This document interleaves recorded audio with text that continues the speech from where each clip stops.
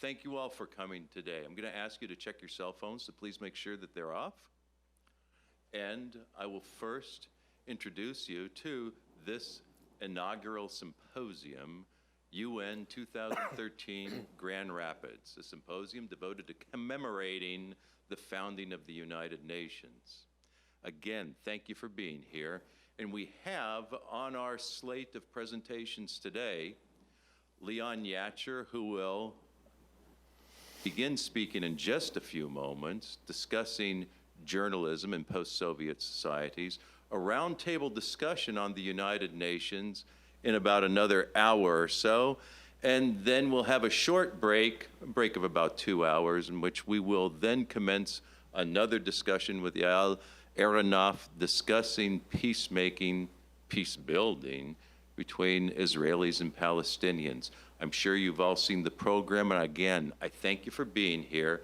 I would like to also take this moment to thank the International Geographical Honor Society Honors Chapter at Grand Rapids Community College for providing support, in addition to the Social Sciences Department at Grand Rapids Community College. And most of all, very, very special thanks goes to the United Nations Association Grand Rapids Chapter for supporting this endeavor.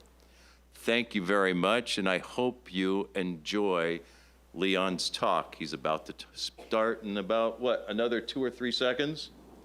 Whenever you're ready. All right, take it away. Thank you. First of all, thank you for being here, and also to the organizations that have supported not only myself but others to make this symposium possible. Part of the research that I have done that I will share some with you today took place at what is known as the UN House, which is a United Nations building in Bishkek, the capital city of Kyrgyzstan. And I was very, very fortunate to gain access to a lot of their files and their information regarding not only some of the things that I'll be talking to you about, but also any other information that I may not be mentioning here, because in the short talk that I'll be giving you here, I'm not covering enough of the material that I could share with you. So hopefully in the last minutes of the hour, there'll be a question and answer period in which all of you are free to ask me any question regarding any of the material that I've covered. What you see in front of you is a preliminary outline of what I like to do for you today.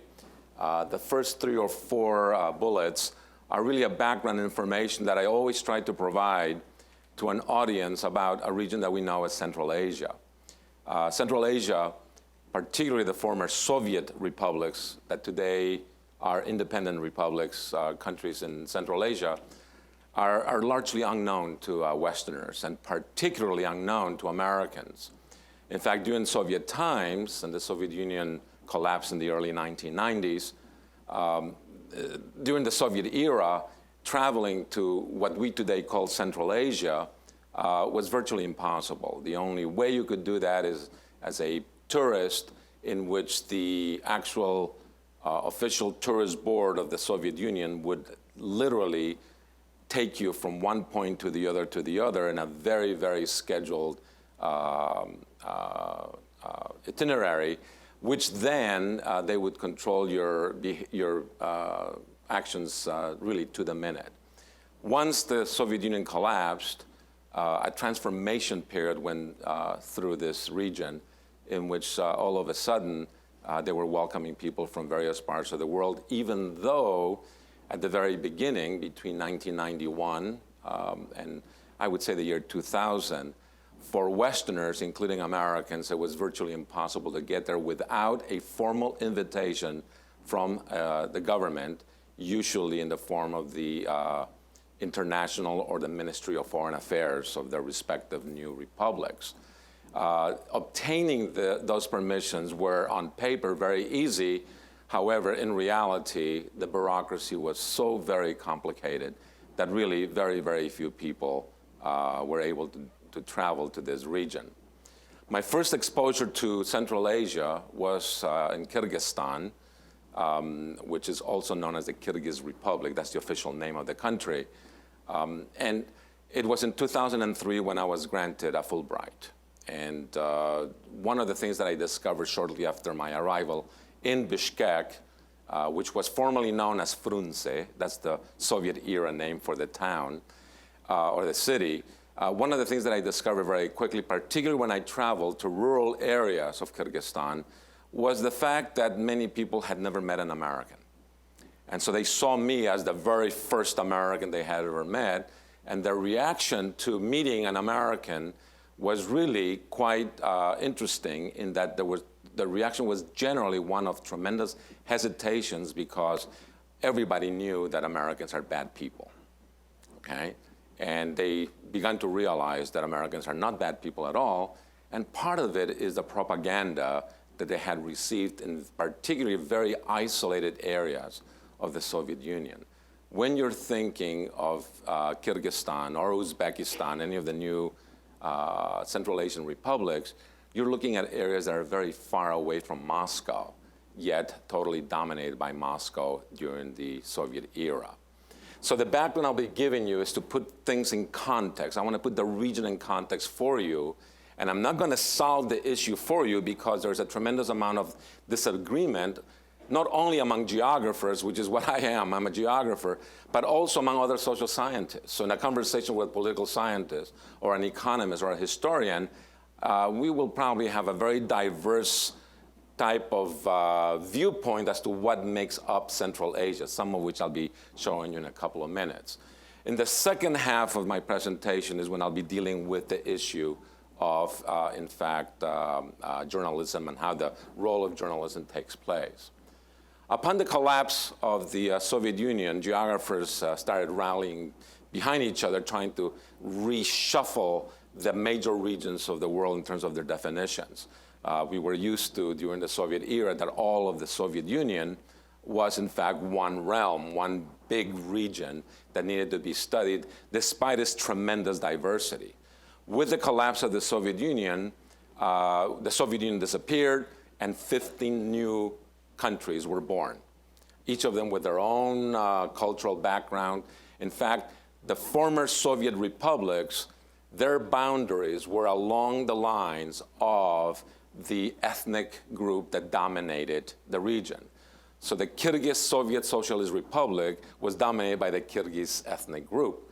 So that when they became independent, they adopted the name of the Kyrgyz Republic, or Kyrgyzstan. For those of you who are not familiar with the term stan, stan refers to the state of, or the people of. And that's when you translate the Farsi word, that is the language of Iran. Iranians speak Farsi. Farsi uses the term stan, which stands for Republic of, or State of.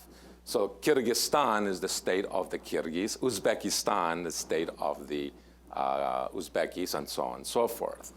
So then these areas were now actually developed, and we had to struggle with the actual definitions of what is Central Asia. And some geographers came up with this definition, the former Soviet republics, and in fact, even Mongolia, and to some extent, the western half of the People's Republic of China. And the main criteria that was used there was quasi a type of religious linguistic linkages.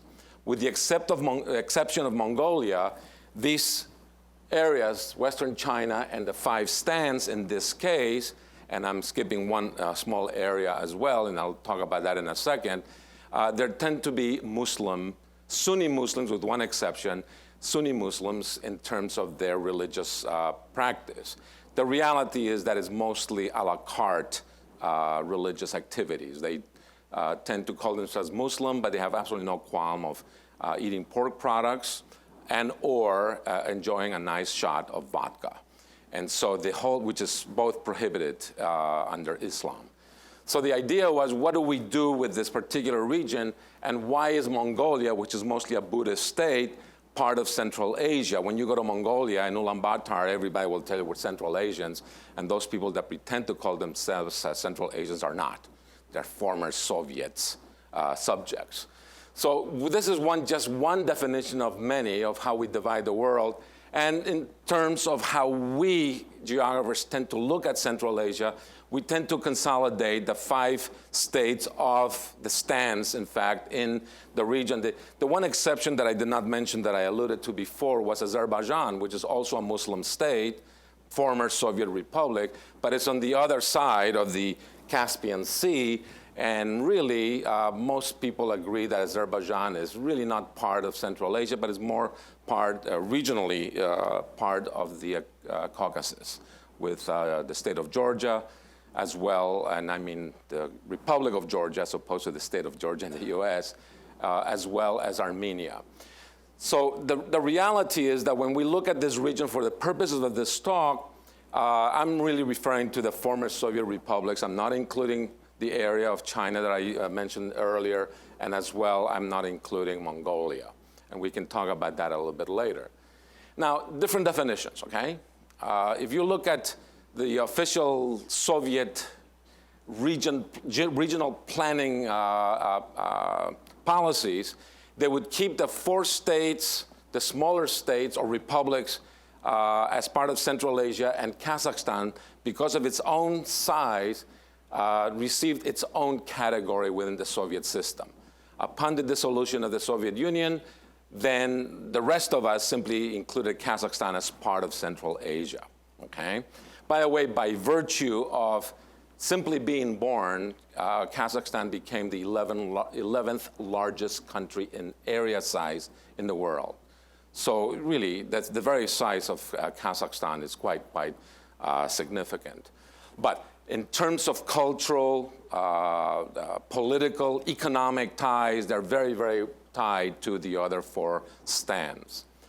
Upon the dissolution of the Soviet Union then, the definitions had to be agreed upon, and that became very, very difficult to attain, because if you're looking at the common modern definition, is the one that I gave to you before, but if you look at UNESCO, a branch of the United Nations, their definition of Central Asia includes even parts of the southern region of Siberia in Russia today. Again, the largest former Soviet state.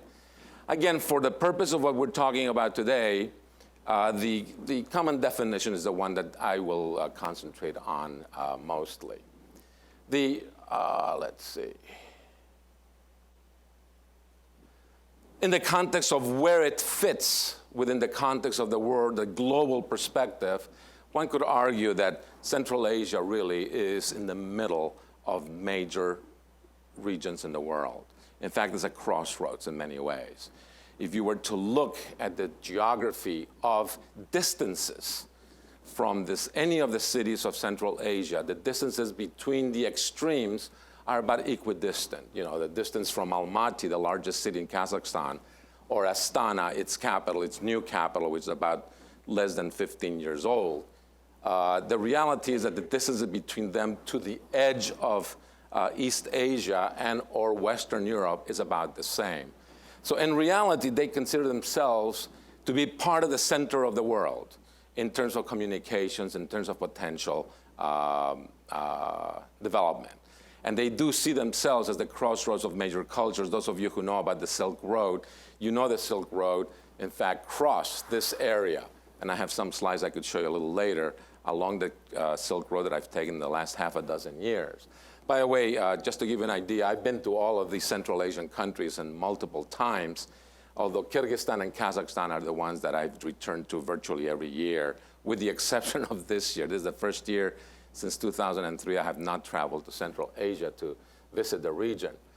Of the countries that we're seeing here, right smack in the middle of East-West communications, and in fact, Air Astana, which is the largest and the only major airline in Central Asia, with the exception of Uzbeki Airlines, touts the fact that they are not only in the middle of the world, but also they can serve the entire world. And they're developing a network of transportation to literally communicate Europe to Asia in a more convenient way. And their success is really quite mixed because most Americans don't know about Air Astana to begin with. You have to go to Europe to find it to begin with. When you go to Kayak, and look for the different airlines that supply potential tickets for you, Air Astana never appears, no matter where you go in the area. But the interesting part about this area is that once the Soviet Union dissolved, one of the things that I noticed very quickly, in fact, one of my earlier articles that I published about the region, showed me what they themselves decided to do, and that is to go in completely different ways. The dominant group became now the titular group, and that is that the Kazakhs or the Kyrgyz in the respective countries suddenly were now running the country. And one of the problems that all these 5 countries had, which I will link to journalism in a couple of minutes, one of the biggest problems they had is that most of these people who became titular or majority in their own country were people who had no experience with international order. They had no idea what to do in terms of developing a relationship with any foreign entity. The idea of having an embassy was something totally foreign to these people. In all of the cities within the area of Central Asia, none of them had ever had an embassy. Their embassy to the world was really, any embassy to the world was really in Moscow. Often 5 hours flight from Dushanbe, for example, the current capital of Tajikistan, or 4.5 hours from the capital of Kyrgyzstan, which is in fact Bishkek once again. And so the idea of them having to develop an infrastructure in order to communicate with the rest of the world was literally unknown to them. Please, I'd like to remind you that a few minutes ago I mentioned to you that when I got there in 2003 for the first time, that's about 12, 13 years after their independence, many people in rural areas had never seen a foreigner, much less an American. They had seen some foreigners, but really not many. And many of the foreigners they had were illegal Chinese crossing over the Tian Shan Mountains in order to just trade their goods and then go right back to China. And so really, they had no real contact with the outside. To them, a Russian ethnic coming in from European Russia was really foreign enough because they brought with them not only the Russian language, as the Russians were trying to Russify the entire Soviet Republic, but more importantly, they brought customs that were unknown to the local people there, certainly at the very beginning of their existence. So these are people who had never experienced independence. They had no knowledge of how to run the affairs of a government, and they had no idea what to do regarding the international order. Again, this area was extremely isolated, and as a result of that, they had very little contact with the outside. So again, we have this problem of how do we educate these people, or maybe the reverse. How do they educate themselves, hopefully with the assistance of people from outside? By the way, the oldest embassy in Kyrgyzstan is the Turkish embassy. Turkey was the first country that opened an embassy in Kyrgyzstan, and the United States of America was the second country that opened an embassy in Kyrgyzstan. And that's a metaphor for the other countries as well in Central Asia. Now, why are the Turks first? Well, if you look at the language that the Kyrgyz, the Kazakhs, the Uzbekis speak, they are Turkic-oriented languages. The Turks are the ones that brought the Turkish language to the region, modified it in some ways, and then the local population adopted it and began the process of creating their own vocabulary of their own languages using the Turkic language as a basis. As a matter of fact, if you know your numbers, 1 to 10 in Turkish, you can go to any of the stands, with the exception of Tajikistan, you can use those numbers and people will know exactly what you're talking about. The accent may be in a different syllable, but the numbers are very, very common. So the Turks, by virtue of distance, as well as already a Turkic type of culture dissemination in the region, were really the first ones to cross those borders and establish some kind of contact. And the Turks played a very important role in accessing the West to the area of Central Asia. So it is not uncommon then that a lot of the early stores and the small malls, what we call a mall here in the West, business structures, had a tremendous influence by the Turks. So again, if you go to any of the big supermarkets in Bishkek or in Astana or Almaty, you will see a design comparable to a store you would find in Istanbul or in Ankara in Turkey. So the Turks then played an important role. One of the oldest universities that is non-Soviet era university is the Turkish Uzbek University in Tashkent, or the Turkish Kyrgyz University. The word Turkish is always first because they're the ones who financed the schools. And as a result of that, the Turks played an important role. The United States came in second for no special reason other than we had developed very good communications with the local people in these 5 states that were going through a mood, and I'll use the word mood loosely here, through a mood of anti-Soviet era, anti-Russian era. So there was a window of opportunity where not only the Americans, but the Germans, the French, the British, had to enter this area, and the word that the British like to use is to penetrate the area in order to set hold in the area and influence them as quickly as possible before they may change their mind, which in fact in many cases has happened. To the point in which the United States, as well as other European countries, not only enter these regions, particularly Kyrgyzstan, which I will now label as the Switzerland of Central Asia.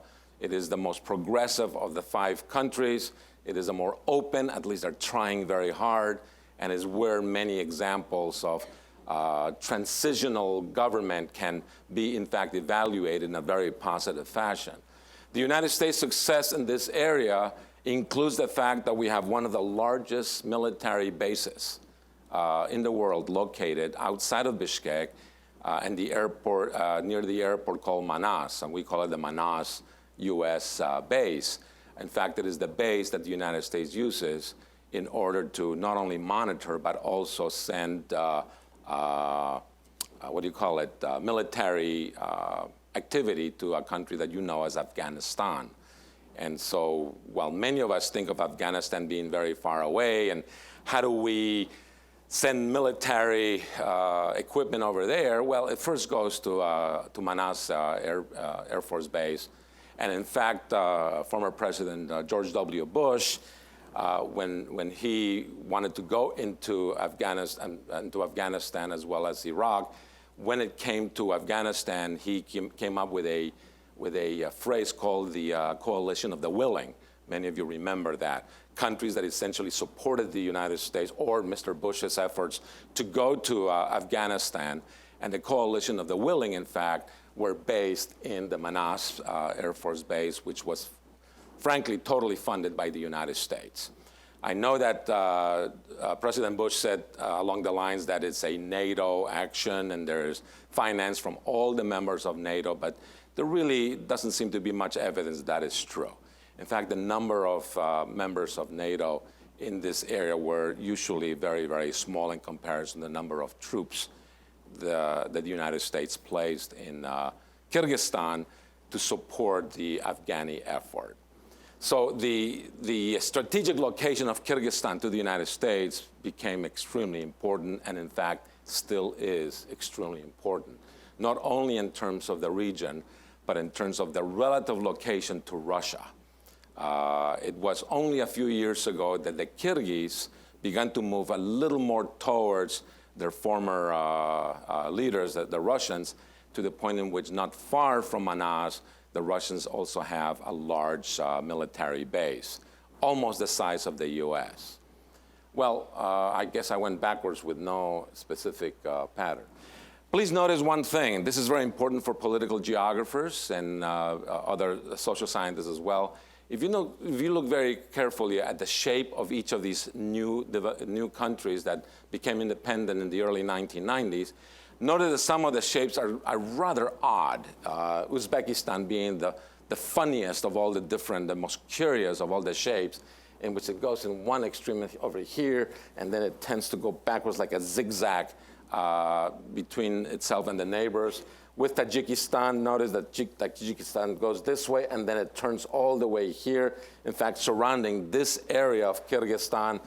And there's a lot of research being done about this work, and most people agree that during the period of time that Joseph Stalin led the Soviet Union, the idea was for him to create the kinds of states that would literally break the dominance of any one particular ethnic group in the area so that he could balance that power as the Russification process was taking place. When the countries gained their independence, they inherited the boundaries that essentially during the Stalin period were developed as these areas became Soviet republics. And one thing I want to mention that most people are not aware of is that the Constitution of the Soviet Union had one article in which it clearly said that if at any time in the future, which was unthought of by them, and it was unthinkable, as it was for us in the West as well, if by any reason, any opportunity presented itself in which the Soviet Union would cease to exist, and or any republic wanted to secede from the Union, they could do so, in theory, by referendum. It was mostly theory, not application. They could do so as long as they have one thing in common, and that is that they have a border with an international area. So, for example, here, Turkmenistan has an international border with Iran. Therefore, it, in fact, was able to secede. The same thing is with Kyrgyzstan with China, Kazakhstan with China, as well as, in this case, Russia at this moment, and a little bit with Mongolia in terms of a tip. The idea is that the Constitution allowed for the secession of these political units, or if the Soviet Union were to secede, for them to become independent. Notice that if you're familiar with the conflict within Russia about Chechnya, Chechnya does not apply in this case because it has no international border with anyone. So the idea then is what happens to a nation that is being born in terms of what the leadership was or what did it look like.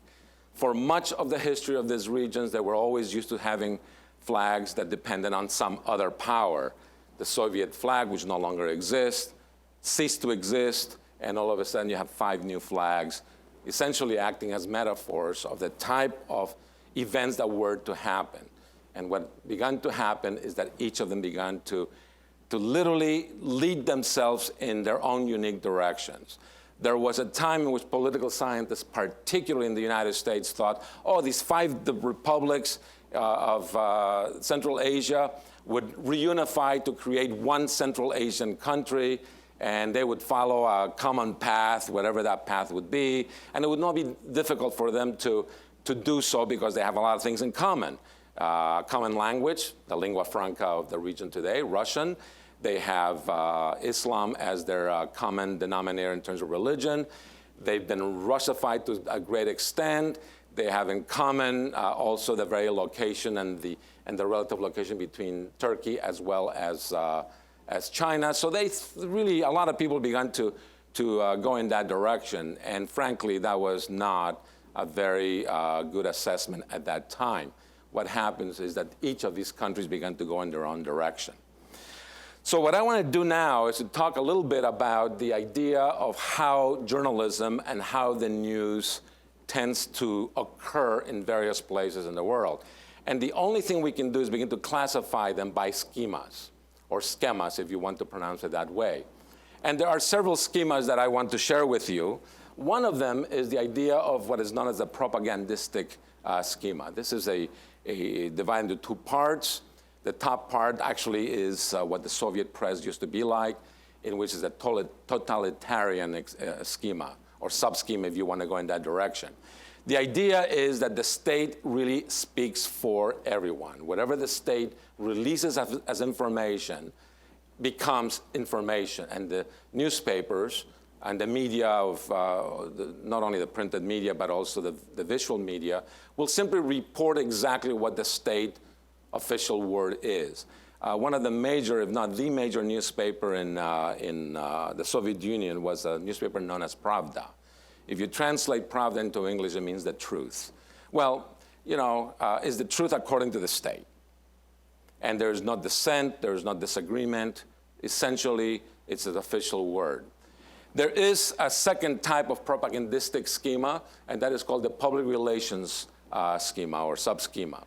And this is when a political party or some agency or some individual has tremendous control over his or her media outlets, and essentially it reflects his or her political economic view. Murdoch is an example of someone that fits very well in the public relations schema, and you know about his work.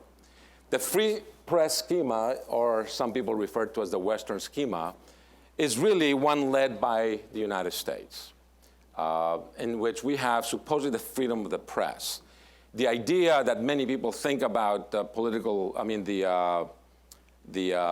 press in the United States is that it's considered the fourth arm of the government. You know, we have the judicial, the legislative, the executive, and really some people consider that the media would be the fourth arm of the government. Those people who think that way then see the other three forms of government as a way to keep an eye on them, to keep them essentially honest. Within the free press schema or the Western schema, we have several subgroups as well, of which the United States, for most of its history, certainly in the last 100 years, has taken a position in which much of the media would be a watchdog position. And that is to keep an eye on the politicians, because innately the politicians are not honest, and we have to make sure that we report their decisions, their modus operandi, in order to keep them as honest as we could possibly do, and keep them. And that particular schema suggests that we are not to trust government.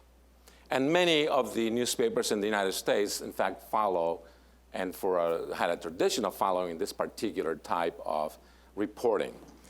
The second one would be the inversion subschema of the watchdog, and that is really one in which the premise of the journalist and the journalism is that in order to report what government does, we really have to be close to government. So we have to befriend them, essentially, and we have to develop a trust system in which we can gain their trust and then perhaps take them down or report the truth, whatever that means. The idea is that many of these people tend to be very much drawn, like many of us are, to power and powerful individuals. On the other hand, if you're truly in a watchdog situation, you're drawn by the very powerful, but you are not to trust them fully anyway, unless they do develop a trust behavior. The mirror subschema is also a Western view, and it tends to be dominant in the United States, and we're beginning to see examples of this kind of a schema in Europe. And the mirror schema really is one in which the role of the media is not to necessarily go after politicians and destroy their lives or make sure that they are dishonest, but really to be as objective as possible in reporting what we consider to be the truth. The question is, what is the truth? And that's the difficult part, because if you're interviewing a politician and the politician doesn't want to be that forthcoming with information, you may be reporting the truth as you heard it, but is it the truth? Well, this schema, this particular mirror schema, is what led many journalist theorists to begin to talk about having at least 2 or 3 sources before you report, in quotes, the truth. And so if you ever hear about the media, particularly journalists saying things like, well, you know, I've got 3 sources that are dissociated one from the other, and they all 3 concur with what I'm reporting, then we're looking at the mirror reporting, and of course, in theory, the closest step to the truth. Well, one of the things that we also do is what is known as ritual schema. Again, also in the West, particularly the United States, though not across the United States. And the ritual schema, sub-schema, really is one in which it suggests that the power of your pencil, your pen, your typewriter, is in fact very, very important in changing your mind. The idea that I can write an editorial that will reflect some view that after you read it, you say, yeah, that makes sense. I agree with this. So there's a freedom of expression in this particular schema that leads towards essentially social change. And the literary community plays an important role in this particular schema. It is popular, yet not popular in the United States, and is largely non-existent in Europe, though there are examples, particularly in Britain, where you will see some of this coming out forward. The egalitarian sub-schema is probably one of my absolute favorites, if I were to play my card and show you my bias, in that the view that I have and the view of people who follow the egalitarian sub-schema is that the role of the media is to show us the things that are fair and unfair about our lives and the country and politicians and non-politicians and so on. And the idea is to really be more even-handed in helping perhaps the poor or the people who are disaffected in becoming part of society, whatever society means. The egalitarian schema is a pure invention in the United States, and though there are examples in other parts of the world, it really is an American invention of sorts. And we see that in many newspapers, and people sometimes take one view, depending on your political view also. You may disagree with a specific newspaper that may be rallying about people who are less fortunate than you are. As we were doing, a colleague of mine and I were looking at these particular schemas, we found a gap. And the gap was something that took place certainly in the last 30 or 40 years, and we never really formalized the whole process in our minds until Kyrgyzstan really became what I mentioned to you before, in my eyes, as the Switzerland of Central Asia.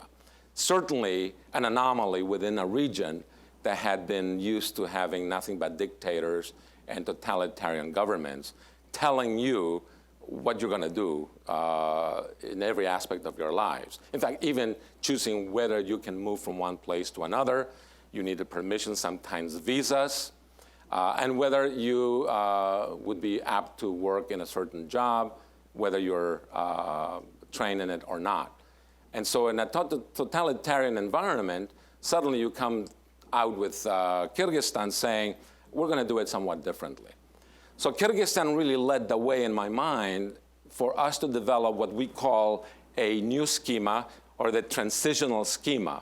And that is a schema that goes through a period of evolution, of change, from a totalitarian or propagandistic press towards a free press. And the idea is that they are between, and they are in fact very liminal, in that they don't really know what they need to do in terms of reporting whatever it is that is occurring anywhere in their milieu. And the one example I can give you is one of the earliest people that I interviewed in Kyrgyzstan. In fact, right outside of Bishkek, when I visited a small village that had its own newspaper, and the newspaper had a printing of about maybe 800 copies. So it was a very highly local newspaper. But they were reporting political events in the country. And so I interviewed the principal editor as well as the main journalist, and I asked them several questions. And one of them that I asked very naively was along the idea of, well, how do you know that the people you're interviewing, that is the mayor of the town, for example, is telling you the truth? And both of them reacted similarly, and they were shocked, surprised, saying, what do you mean? Politicians don't lie, they tell the truth. and we have a long history of Pravda, telling us the truth. And I would say, is it possible that the politician may not be telling you the truth? No, no, no, it's not possible at all. So their idea of a free press was really the ability to report what they received. Now, I'm talking about the year 2003, 2004. And that was the very beginning of their idea of what became a free press. The reality is that it was not free at all until something else has happened. So I'm going to skip 2 steps. I'm going to come back one step in a few minutes. If we were to look at the process of change, the collapse of the Soviet Union in the early 1990s really quite affected the world quite significantly. Journalism and journalists in the newborn countries, the former Soviet republics, were now placed in situations that they didn't know what to do. No more and no less than the country not knowing, what do you mean we have to have an embassy? What is that? Or what are the functions of an embassy? Why do we need an embassy from some country out there? Here, we've done fine without one all this time, and then that process of learning and a very steep learning curve was taking place in a very short period of time, which some people could handle very well and others simply could not do it. So the fate of journalism then tended to parallel the political and the economic route that each country tended to adopt. And at the same time, in places like Kyrgyzstan, the steps that were taken were based really on a lot of trial and error. And that is, let's see if we can say this as part of investigative journalism, okay? That happens in a watchdog condition. But let's publish it and see what the government says. If the government gets very upset, it was an error in judgment, an editorial error, and so on. So there was a lot of trial and error, certainly in the first 10 years of the birth of each of these countries. Currently, the status is very, very mixed. What's happening right now is that if you go to a place like Kazakhstan, you still have, with President Nazarbayev, a totalitarian state, certainly internally, that is in the country. The opposition cannot function very well unless it is an underground opposition, and Kazakhstan does have an underground media. But it's totally online, and you don't see it in printed matter. There's no evidence of any printed material being followed. So for Kazakhstan, if you are outside of Kazakhstan and you want to report what's going on in Kazakhstan, you're following the mirror sub-schema that I described to you earlier. And in fact, in Austria and in Germany, Kazakhstan dissidents are reporting what's going on in Kazakhstan via the underground communication process. I'll talk about Kyrgyzstan last. In Uzbekistan, you have the totalitarian internally as well, and a watchdog externally.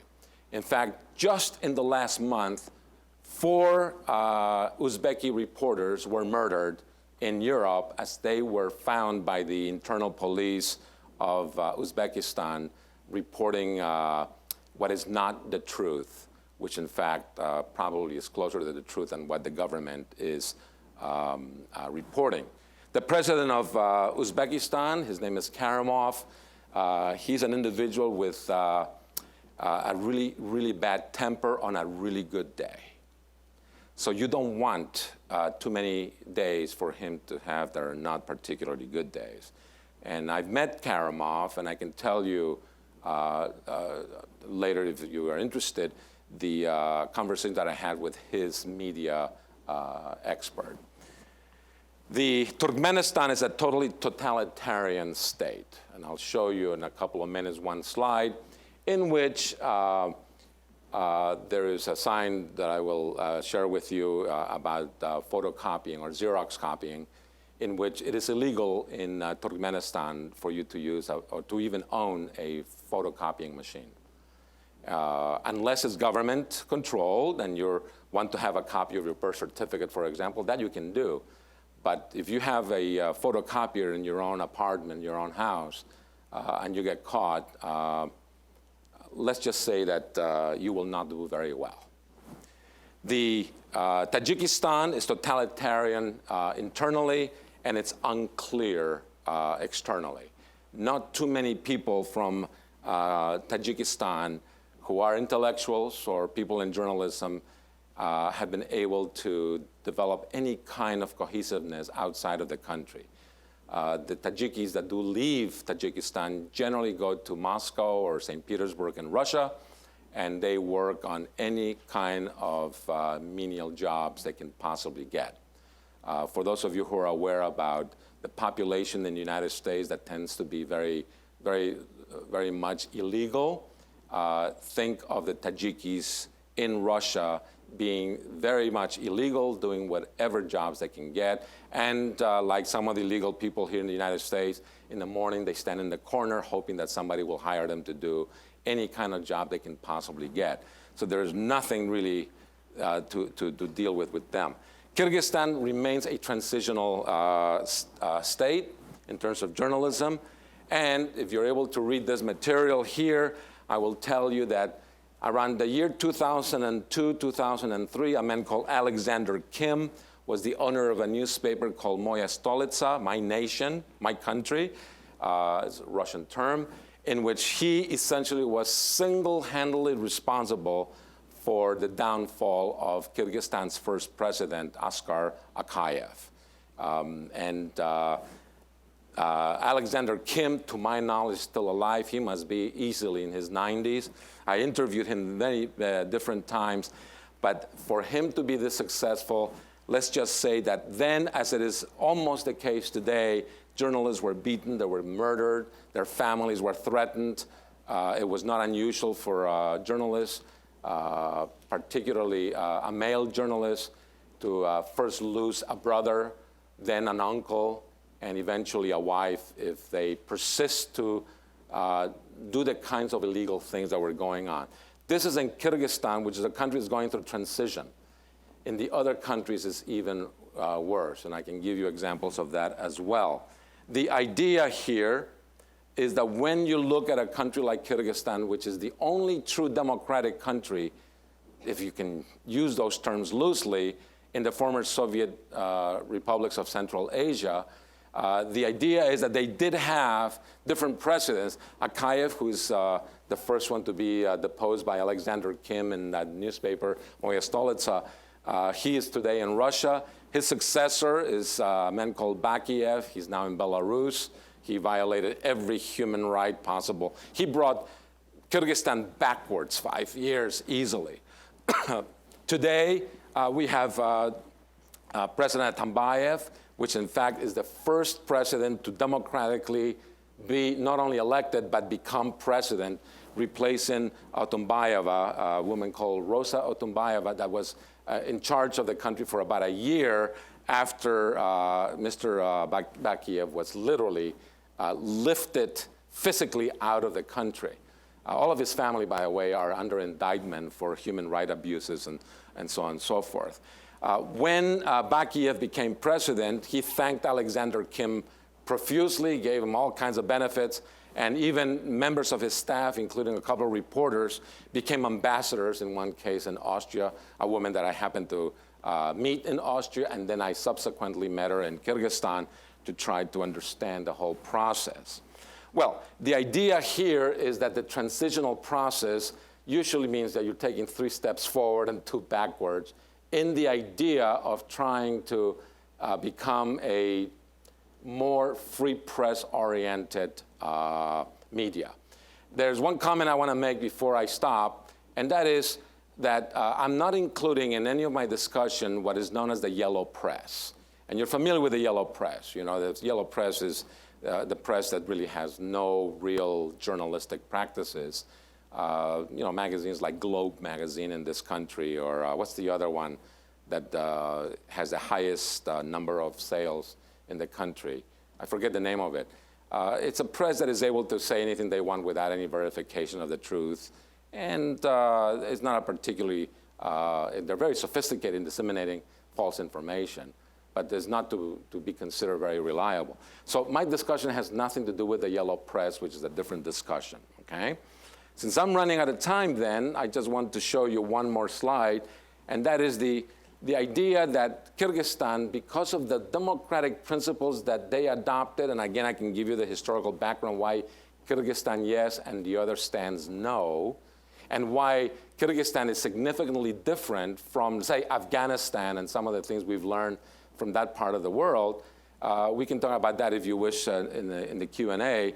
But the idea is that they at least are trying. And one of the things that happened is in a roundtable that took place not very long ago, the title of the roundtable was Mediation and the Media. It was concluded by the leaders of the roundtable that the concept in Central Asia of the free press and reconciliation and what peace is and so on is the understanding of the concept of what it's like to be a Martian.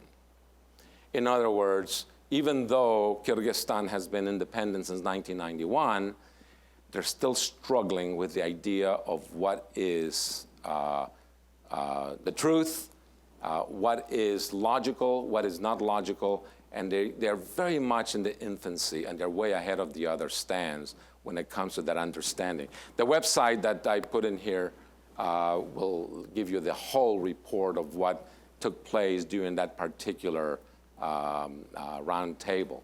I actually was invited to go to this particular meeting. I was not able to do it because of scheduling issues.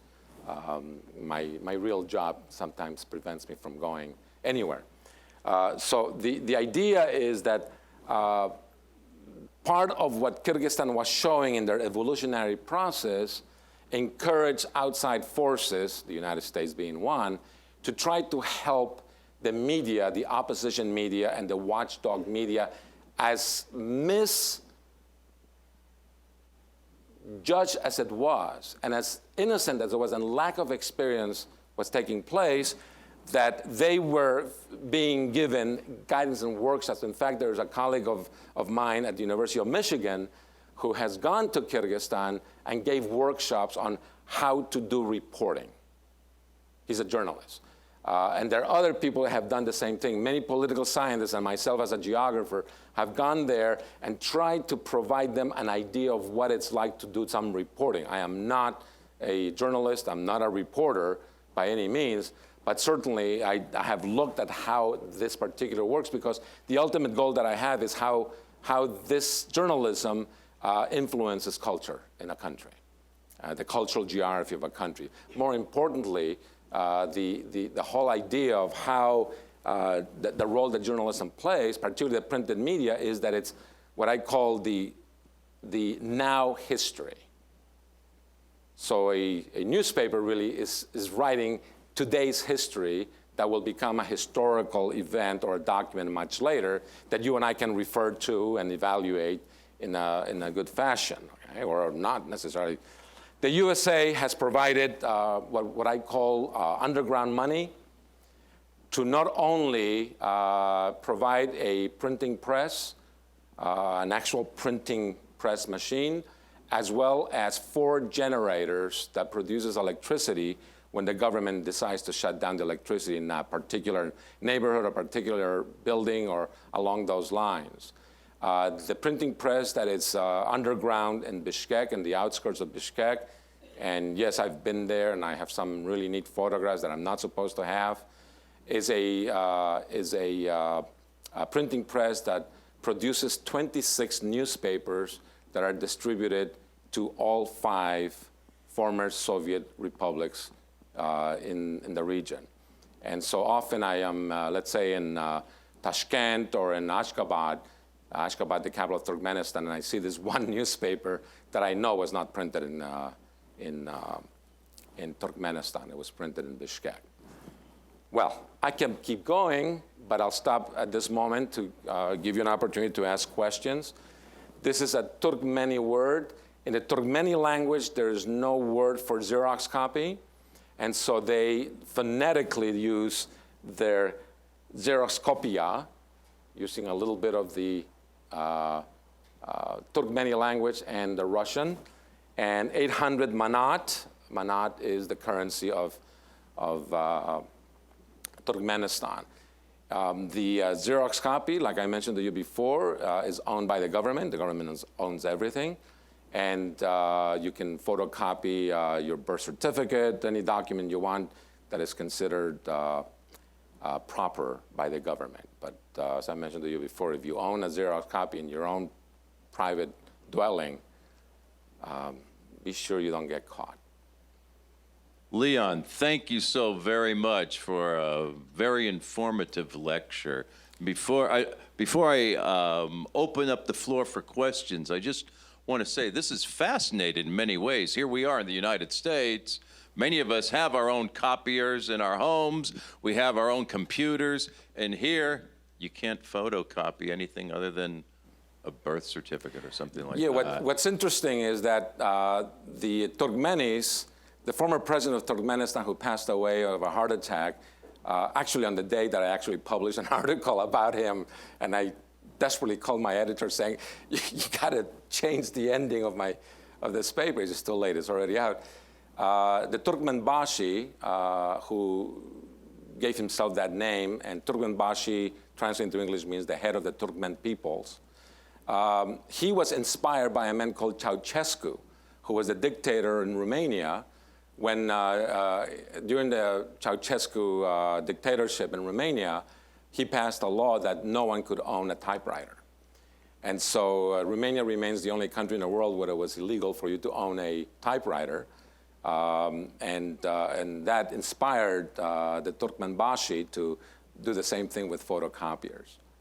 It's truly amazing, and many of us in this country have no idea what life is like in a totalitarian regime.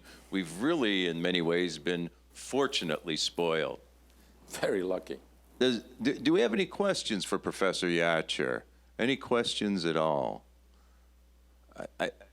Okay, one over here. And there's one on my right as well. You'll be second if you don't mind.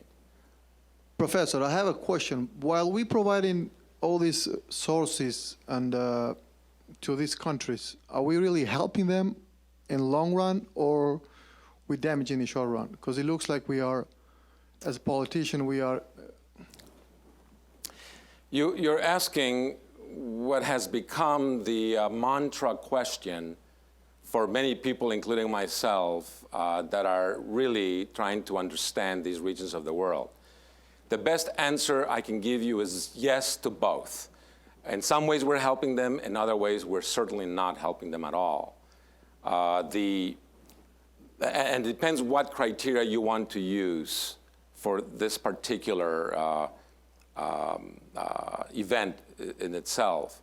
I'm going to quote a man called Fidel Castro, and he's not the first one to say that, because before him there were others who have said that, including a wonderful British historian called Arnold Toynbee. Toynbee, many, many years ago, gave one very interesting sentence, of which, again, Fidel Castro has repeated more than once, and we don't hear that in this country, and that is, you cannot export revolution. So if you look at the behavior of Fidel Castro, he never intended to go to any of the other countries in Latin America. It was his good friend Che Guevara who wanted to do all of that, and they, of course, became disaffected from each other. Though they kept their tremendous warm friendship together, they disagreed tremendously in this particular action. Toynbee argued that you cannot export revolution. In the United States, generally, our foreign policy has one in which we want to make sure every country in the world is democratic, and we try to impose those values onto these other countries, when there are countries who don't want to follow that particular direction. It seems to me that the good that the United States has done is that you provide the opportunity for these people to learn and mature, hopefully with a few shortcuts, the process of what you and I call democratization. But if you go to a country like Turkmenistan or a country like Uzbekistan, we are truly making a serious error in judgment. Very much so, I feel about the case of what I think we are trying to do in Afghanistan. We're trying to democratize a country that has no history of democratization. So what are we teaching them to do? We are not creating an evolutionary process. a trial and error. You know, the United States is one of the youngest countries in the world in the context of the history of the world. And we have gone through so many stages in our attempt to become more and more democratic, how we define that word democratic. And when you look at the current events in our Congress, how two different groups disagree with each other very, very strongly, the process of going through the selection process is part of the democratic principles in spite of people not agreeing with each other. In other countries, the solution would be, I'll just simply kill you. Get out of the way. We fortunately, in this country, we have not reached that point. And so the whole process of what we're trying to do is often counterproductive because we don't take into account the values of the country that we are trying to influence. And that's where we're making a serious mistake. Having said that, we have had successes. But again, it's because if we go back to Arnold Toynbee, you cannot export revolution. Revolution has to happen from within. And so if somebody needs to really get to the next step, we should be there to help them if that is needed. Remember, the French helped the Americans gain their independence. And even though we have a tremendous alliance with the British, we were, in our independence period, the people who helped us tremendously in that process were the French against the British. And they played an important role in the succeeding period of becoming independent. I hope I answered your question. I'm not sure. Leon, thank you very much.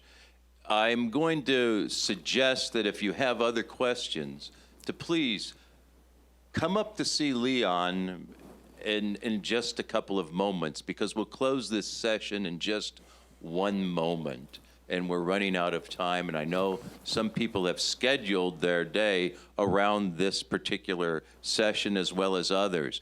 Keep in mind that we do have a session starting at 3:15, a roundtable on the United Nations.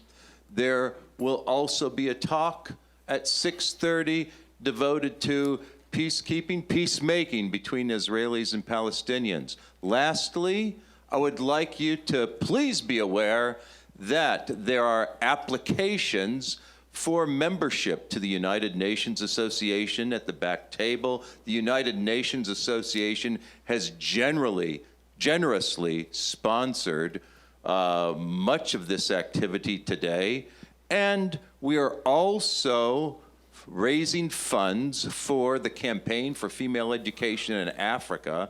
This is an effort that's been conducted by our honors chapter of the International Geographical Honor Society.